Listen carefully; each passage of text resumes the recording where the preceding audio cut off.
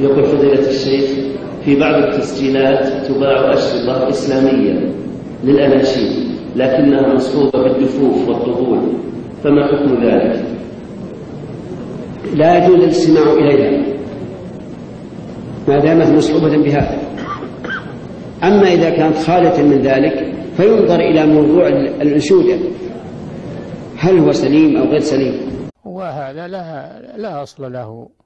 أيضا هذه الأناشيد إذا اعتبرت للطاعة والقربة فإنها من شعار الصوفية، فهم الذين يتخذون الأناشيد يتخذونه عبادة لله عز وجل.